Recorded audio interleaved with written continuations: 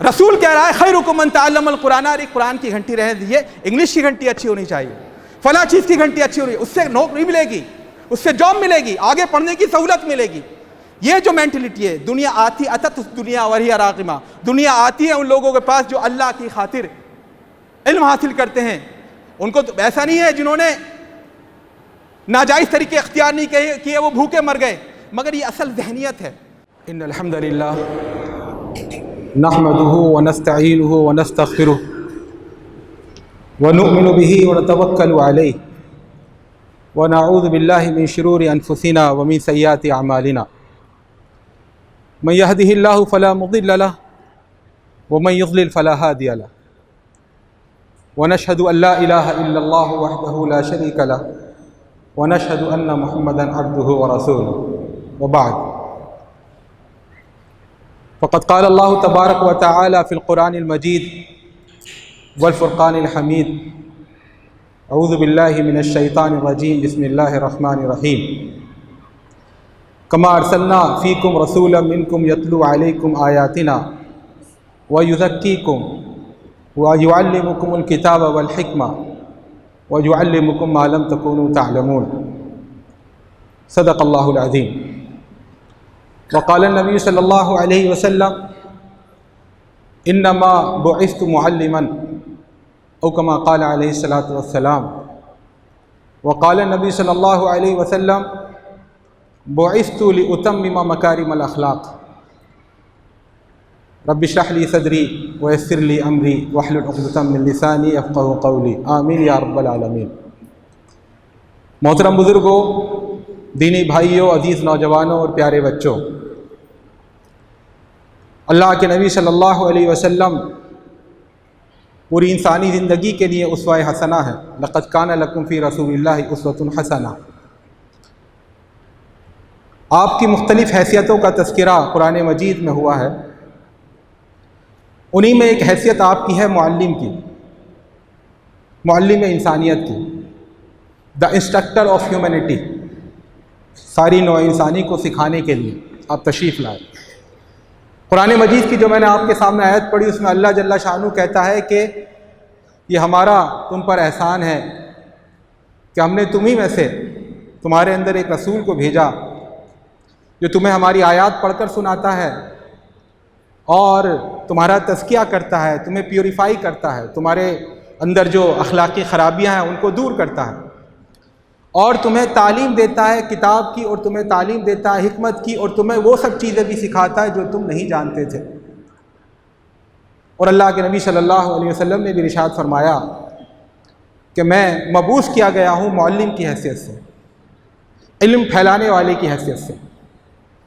ظاہر سی بات ہے، آپ درزی کو یہ سکھانے نہیں آئے تھے کہ کپڑا کیسے کاٹنا ہے، کیسے سینا ہے، باربر کو یہ بتانے نہیں آئے تھے کہ بال کیسے سنوارنے ہیں، آپ اخلاق کی تعلیم دینے آئے تھے، مکارم اخلاق کو دنیا کے سامنے پیش کرنے آئے تھے۔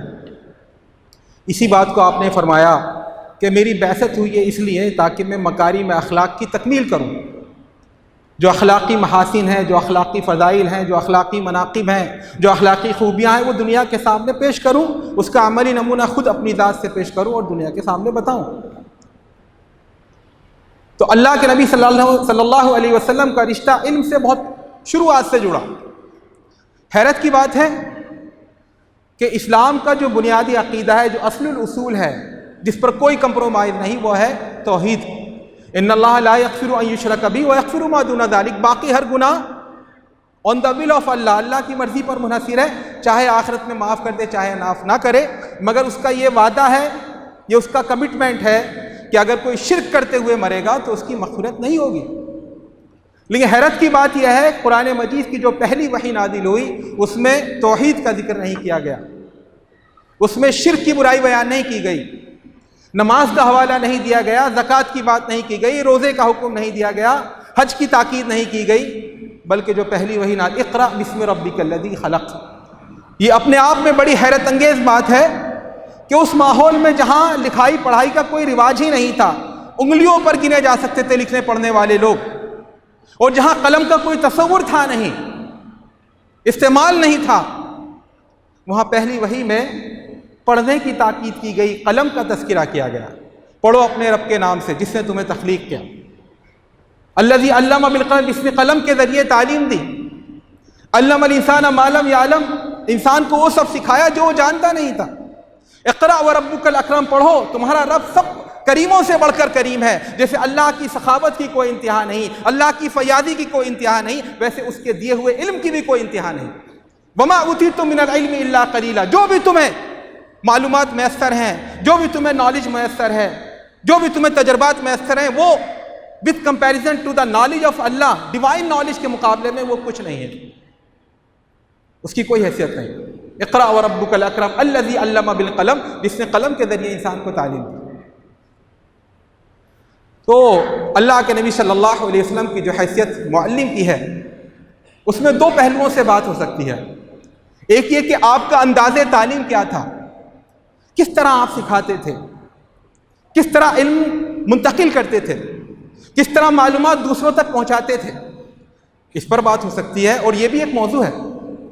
اور دوسرا یہ کہ تعلیم کے فیلڈ میں، علم کے تصورات کے فیلڈ میں وہ کیا کیا تبدیلیاں تھیں، وہ کیا کیا انقلاب آفری اقدامات تھے جو آپ نے اٹھائے، اور وہ کیا تبدیلیاں تھیں جو آپ لے کر آئے۔ تو میں ان دو موضوع پر بات کرنا چاہوں گا، اگر موقع رہا تو دوسرے موضوع پر ہی بات ہوگی، نہیں تو جو کنٹریبیوشن ہے اللہ کے نبی صلی اللہ علیہ وسلم کا ان دا فیلڈ آف ایجوکیشن، تعلیم کے میدان میں، اس پر جب ہم غور کرتے ہیں تو سب سے پہلا جو ہمیں کنٹریبیوشن ملتا ہے الزامیت التعلیم۔ ہر ایک کو پڑھنا ہے، کمپلسری ہے، ہر ایک کو پڑھنا چاہیے، ہر ایک کو علم سیکھنا چاہیے۔ آج تو ساری حکومتیں کہتی ہیں، سارے پرچارک کہتے ہیں، سارے ریاستی مشیریاں کہتی ہیں بیٹی پڑھاؤ، بچوں کو پڑھاؤ، آگے بڑھاؤ۔ اس میں کیا حیرت کی بات ہے؟ آج حیرت کی بات نہیں ہے۔ اور یہ جو نتیجہ آج ہم دیکھ رہے ہیں، یہ بھی اللہ کے نبی صلی اللہ علیہ وسلم کا کنٹریبیوشن کا ثمرہ اور اس کا نتیجہ ہے۔ اللہ کے نبی صلی اللہ علیہ وسلم جس دور میں مبعوث ہوئے، اس دور میں تعلیم کامن نہیں تھی، تعلیم پر اجارہ داری تھی۔ کچھ خاص لوگ ہوتے تھے، کچھ خاص خاندان ہوتے تھے، کچھ خاص طبقے ہوتے تھے جو علم سیکھ سکتے تھے، باقیوں کے لیے ممنوع تھا، پروہیبٹ تھا۔ برہمنزم جو ہمارے وطن میں رائج ہے، اس میں باقاعدہ آپ دیکھیں منسمرتی وغیرہ اٹھا کر، کوئی برہمنوں کے علاوہ، برہمن ذات کے علاوہ کوئی شخص اگر کوئی تعلیم سیکھ لیتا تھا، اس کی آنکھیں پھوڑ دی جاتی تھی، کیوں پڑھا تم نے؟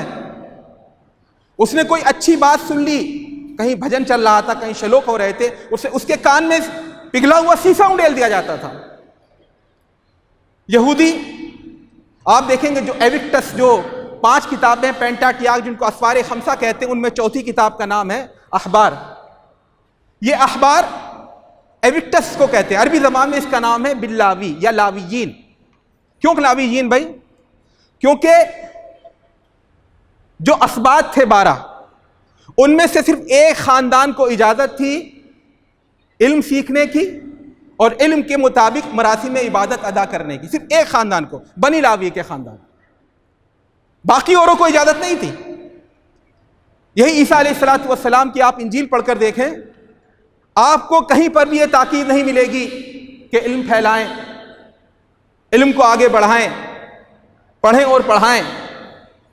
تو اللہ کے نبی صلی اللہ علیہ وسلم نے جب یہ ارشاد فرمایا طلب العلم فریضۃ علی کل مسلم، ہر وہ شخص جو اپنے آپ کو مسلمان کہتا ہے اس پر فرض ہے کہ وہ علم حاصل کرے، اس پر ضروری ہے۔ تو یہ بہت انقلاب آفری بات تھی، یہ کوئی معمولی بات نہیں تھی۔ آج یہ معمولی بات ہو گئی ہماری نگاہ میں۔ اچھا، اس علم کو لازم، تعلیم کو لازم کرنے کے لیے آپ نے کوئی آرٹیفیشلٹی نہیں اپنائی۔ ایسا نہیں کہ ریاستی سطح پر مجبور کیا جائے بھئی سب اپنے بچوں کو پڑھاؤ، یہ ان نیچرل ہوتا، غیر فطری ہوتا، غیر طبعی ہوتا۔ لوگ الگ الگ مزاج لے کر پیدا ہوتے ہیں، الگ الگ استاد کے ساتھ پیدا ہوتے ہیں۔ اللہ کے نبی صلی اللہ علیہ وسلم نے کیا انسپائر کیا، اس کو ریلیجیس موٹیویشن دیا، اس کو مذہبی تحریک دی، شوق دلایا، ترغیب دی آگے بڑھانے کے لیے۔ من سلک طریقا یلتمس فیہ علما سہل اللہ بہ لہ طریقا الی الجنہ، جو علم کے راستے میں چلے تو اللہ تعالیٰ اس چلنے کی برکت سے اس کے لیے جنت کا راستہ آسان کر دیتے۔ الدنیا ملعونۃ وملعون ما فیہا الا ذکر اللہ وما والاہ او عالما او متعلما، یہ دنیا لعنت زدہ ہے، کیونکہ اس کی جو اٹریکشن ہے، جو اس کی کشش ہے، وہ آخرت سے انسان کو غافل کرتی ہے، اللہ کو فراموش کراتی ہے۔ تو دنیا لعنت زدہ ہے، اس کی ہر چیز لعنت زدہ ہے، الا ذکر اللہ، اللہ کی یاد، وما والا، یا اللہ کی یاد کے قریب کرنے والی چیز، او عالمن، یا سیکھنے والا، او متعلمن، یا سیکھنے والا اور عالم۔ یہ اللہ تعالیٰ نے، اللہ کے رسول نے فرمایا یہ لعنت سے محفوظ ہے۔ ان اللہ وملائکتہ واہل السماوات والارض وحتى النملة في جحرها وحتى الحيتان في الماء لا يصلون على معلم الناس الخير۔ اللہ رب العزت، اس کے فرشتے، تمام فلک نشین فرشتے اور تمام زمین کی مخلوقات، یہاں تک کہ چونٹیاں اپنے سوراخ میں اور یہاں تک کہ مچھلیاں اپنے پانی میں، یہ بھی خیر کی چیز سکھانے والے پر درود و سلام بھیجتی ہیں، اس کے حق میں دعائیں کرتی ہیں۔ ان الملائکۃ لتضع اجنحتها لطالب العلم رضا بما صنع، بے شک فرشتے اپنے پروں کو بچھا دیتے ہیں جب طالب علم کے لیے جاتا ہے۔ یرفع اللہ الذین آمنوا منکم والذین اوتوا العلم درجات، ایمان والوں کو اللہ نے رفعت بخشی ہے، مگر ان میں بھی جو صاحب علم ہیں ان کو اللہ نے اور درجات سے نوازا ہے۔ قل هل يستوي الذين يعلمون والذين لا يعلمون انما يتذكر اولو الالباب، آپ کہہ دیے کہ جو جاننے والے ہیں اور جو نہیں جاننے والے ہیں، کیا یہ دونوں برابر ہو سکتے ہیں؟ یقیناً یاد دہانی تو وہ لوگ حاصل کرتے ہیں جن کے اندر عقل ہو۔ وَتِلْكَ الْأَمْثَالُ نَضْرِبُهَا لِلنَّاسِ وَمَا يَعْقِلُهَا إِلَّا الْعَالِمُونَ، یہ جو مثالیں ہم قرآن کریم میں بیان کرتے ہیں یہ سب کے لیے ہیں، للناس ہیں، مگر ان کے اندر جو مغز ہے، جو جوہر ہے، جو حکمت ہے، جو دانائی ہے، جو باریکیاں ہیں، جو نزاکتیں ہیں اور جو لطیف نکات ہیں، ان کو سمجھنے والے وہی ہیں جن کے اندر علم کی صلاحیت ہے۔ تو اللہ کے نبی صلی اللہ علیہ وسلم کا پہلا کنٹریبیوشن جس سے آج ہم سب فائدہ اٹھا رہے ہیں، الزامیت التعلیم، تمام لوگوں کے لیے تعلیم ہو، کامن ہو، عام ہو، اور ہر ایک کو موٹیویشن کیا جائے کہ آپ پڑھیں، آگے بڑھیں۔ دوسرا اللہ کے نبی صلی اللہ علیہ وسلم کا کنٹریبیوشن جو یہ ہے، اللہ کے نبی صلی اللہ علیہ وسلم کی آمد سے پہلے تک دنیا میں علوم کی تقسیم کی گئی تھی، علم دنیا اور علم دین۔ دنیا کا ایک علم تھا، ایک آخرت کا ایک علم تھا۔ ایک عملی ضرورت کے تحت یہ چل سکتا ہے، ہم مان سکتے ہیں، کسی چیز کو سگنیفائی کرنے کے لیے، کیٹیگرائز کرنے کے لیے ہم کہہ سکتے ہیں زمرہ بندی ہوتی ہے، یہ علوم آخرت سے متعلق ہے، یہ ٹھیک ہے، چل سکتا ہے۔ مگر مسئلہ یہ تھا کہ دونوں کے دھارے الگ کر دیے گئے تھے۔ دینی علوم میں آپ کو آنکھیں بند رکھنی ہے، دنیاوی علوم میں آنکھیں کھولیے۔ دینی علوم میں آپ کو عقل پر تالا ڈال لینا ہے، دنیاوی علوم میں کریے۔ دینی علوم میں کامن سینس کو گھر پر رکھ کر آئیے، لیکن دنیاوی علوم میں آپ خوب استعمال کریے۔ وجہ کیا تھی؟ ایسا کیوں ہوا تھا؟ کیوں قوموں نے ایسا کر رکھا تھا؟ دراصل جو پچھلی قوموں میں انحراف آیا ہے، دین میں جو تبدیلی آئی ہے، اس کی دو بنیادی وجہ ہے۔ اس میں ایک وجہ ہے دا کنٹمپوریرائزیشن آف دا اٹرنل ریالٹیز۔ اللہ رب العزت جو حکم دیتا ہے وہ ہمیشہ کے لیے دیتا ہے۔ اللہ یعلم وانتم لا تعلمون، اللہ جانتا ہے تم نہیں جانتے اس کے مقابلے میں۔ لوگ کیا کرتے ہیں، اپنے زمانے کے حالات کو دیکھ کر سمجھتے ہیں کہ ہماری نالج فائنل ہے، تو اس نالج کے مطابق دیکھتے ہیں قرآن تو کچھ اور کہہ رہا ہے، اللہ کی کتاب کچھ اور کہہ رہی ہے، تورات کچھ اور کہہ رہی ہے، تو اس کو بدل دیتے ہیں۔ تورات میں بھی اس طرح سے تحریف کی گئی۔ اب دیکھیں ایک مثال، سینٹر آف دا یونیورس، عیسائیوں کی تھیالوجی جو ہے، دینیات جو ہے، اس میں یہ کہ دنیا جو ہے مرکز کائنات ہے، چاند بھی اس کے ارد گرد گھوم رہا ہے، سورج بھی اس کے ارد گرد گھوم رہا ہے، سارے ستارے سیارے اس کے ارد گرد گھوم رہے ہیں، یہ سینٹر آف دا یونیورس۔ کیوں بھائی؟ کیونکہ اس زمانے کی نالج یہی تھی کہ زمین فلیٹ ہے، گول نہیں ہے، زمین ساکن ہے، متحرک نہیں ہے، اور زمین سینٹر ہے، چاند اس کے ارد گرد گھوم رہا ہے۔ تو یہ اس زمانے کی نالج تھی، تو لوگوں نے سمجھا کہ اس نالج کو کتاب میں درج کر دیں، چنانچہ کتاب میں درج کر دیا۔ اب جب تحقیقات ہوئی تو پتہ چلا سینٹر آف یونیورس کا خواب تو چھوڑیے، جو سینٹر آف گیلیکسی بھی نہیں ہے دنیا، بلکہ گیلیکسی کے اندر جو لاکھوں سولر سسٹم ہے، اس سولر سسٹم میں بھی سورج کے مرکز ہے، نہ کہ دنیا، بلکہ اس میں بھی یہ کہیں چلیے سولر سسٹم میں سورج کے بعد سب سے بڑا سیارہ وہ بھی نہیں ہے۔ یہ سائنسداں کہتے ہیں کرکٹ کی گیند اس کے برابر ہے فٹ بال کی گیند، اور ان دونوں کو اٹھا کر ہمالیہ پہاڑ کی چوٹ نیچے رکھ دیا جائے، نیچے جڑ میں، تو کرکٹ کی گیند چاند ہے اور فٹ بال یہ زمین ہے، اور جو مریخ ہے، جو منگل گرہ ہے، وہ پورا ہمالیہ پہاڑ ہے، تو یہ وہ بھی نہیں ہے۔ اب یہ انہوں نے اپنی کتابوں میں درج کر دیا، اب اس کو لوگ پڑھیں تو کیا کریں؟ تو کہا اپنی عقل پر تالے لگا لو۔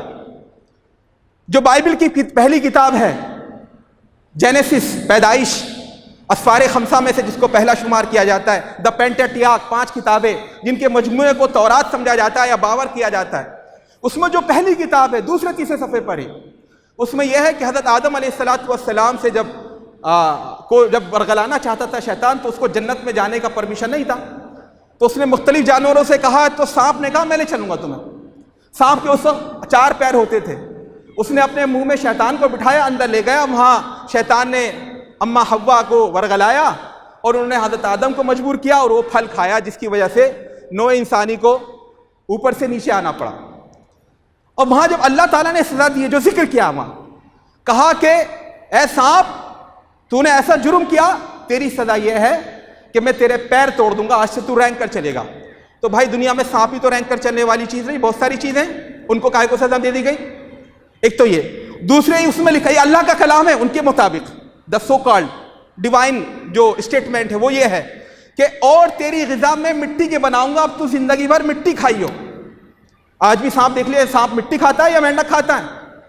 یہ اللہ کا کلام ہے، عقل بند کر لو، آنکھ بند کر لو، تجربہ بند کر لو۔ اور پھر یہ کہا کہ سانپ تو نے شیطان کو لے کر آیا تو تیرے اور حوا کے درمیان یا حوا کی بیٹیوں کے درمیان میں دشمنی ڈال دوں گا۔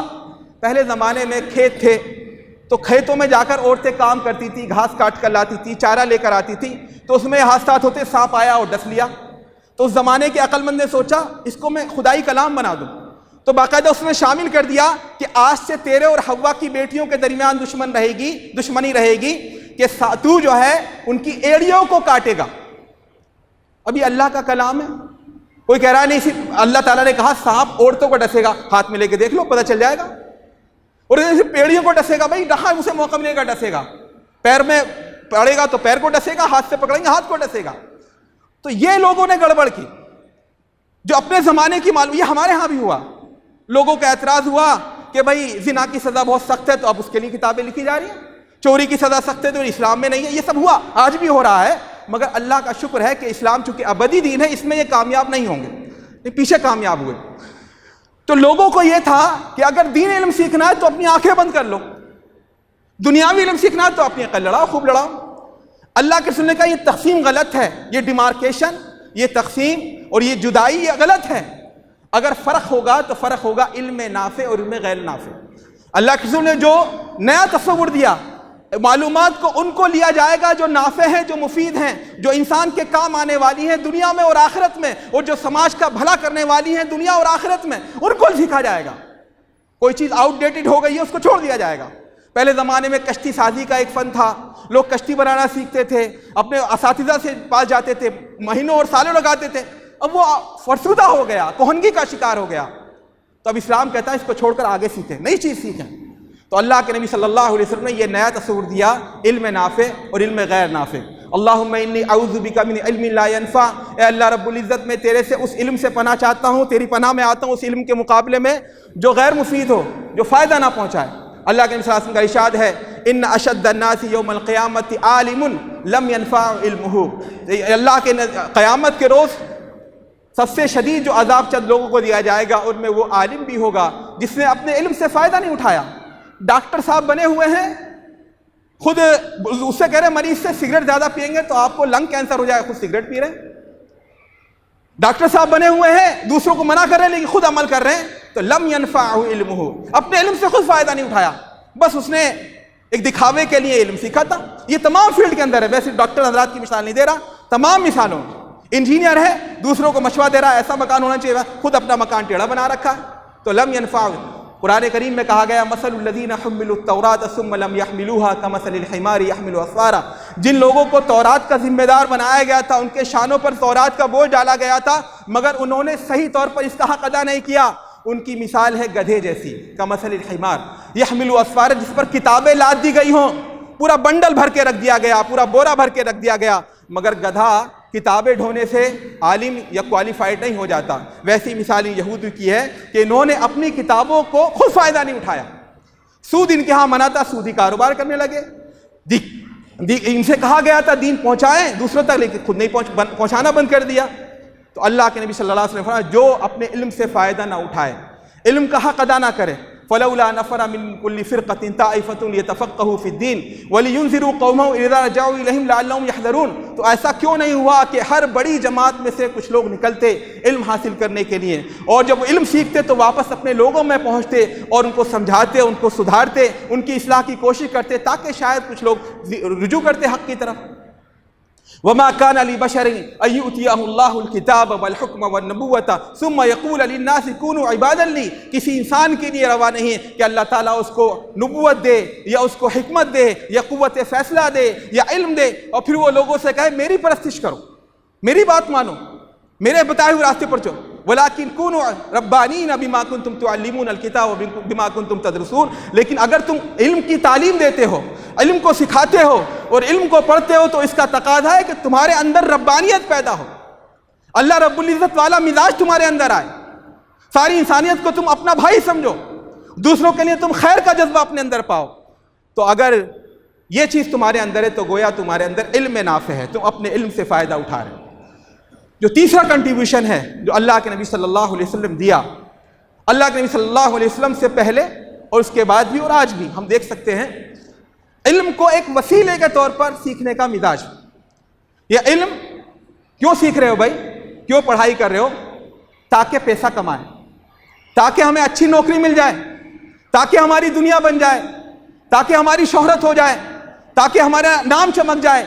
اللہ کے نبی صلی اللہ علیہ وسلم نے اس تصور کو کنڈم کیا، اس تصور کی نفی، کہا علم بذات خود ایک منزل ہے، اور اگر علم کسی چیز کا وسیلہ ہے تو اللہ کی رضا کا اور آخرت میں سرخروئی کا وسیلہ ہے. آپ نے فرمایا، آپ جب دیکھتے ہیں اللہ کے رسول صلی اللہ علیہ وسلم کے ارشادات اور قرآن مجید کی آیات تو ہم دیکھتے ہیں مال و دولت کو اور علم کی نعمت کو پیرلل رکھا گیا ہے، برابر رکھا گیا ہے، ہمسر اور برابر مانا گیا ہے. لا حسد الا فی اثنتین، حسد کرنا اگر جائز ہے تو صرف دو چیزوں کے اندر. رجل آتاہ اللہ المال فسلطہ علی حلقتہ فی الحق، ایک وہ آدمی قابل رشک ہے جس کو اللہ تعالیٰ نے مال و دولت دیا جائز آمدنی سے اور وہ حق کے راستوں میں انہیں خرچ کرتا ہے اس مال و دولت کو.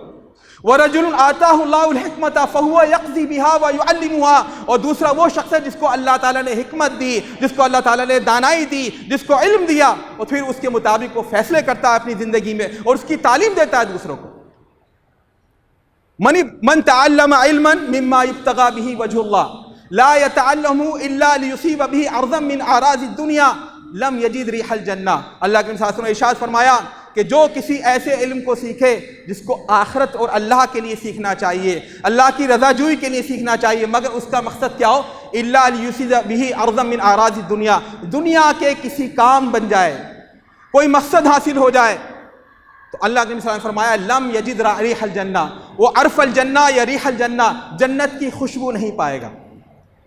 سورہ بقرہ میں قوم بنی اسرائیل کا ایک واقعہ ذکر کیا گیا کہ انہوں نے کہا اپنے وقت کے نبی سے، بائبل کے اندر ان کو حضرت سموئیل کہا گیا جن سے کہا تھا، تو حضرت سموئیل سے کہا کہ ہمیں بادشاہ مقرر کر دیجیے، ہمارا کوئی بادشاہ ہونا چاہیے تاکہ ہم اللہ کی راہ میں جہاد کریں، ہمارا بھی ایک سسٹم ہو، ہمارا بھی ایک اسٹیٹ ہو، ہمارا بھی ایک رقبہ ہو، ہمارا ایک ملک ہو.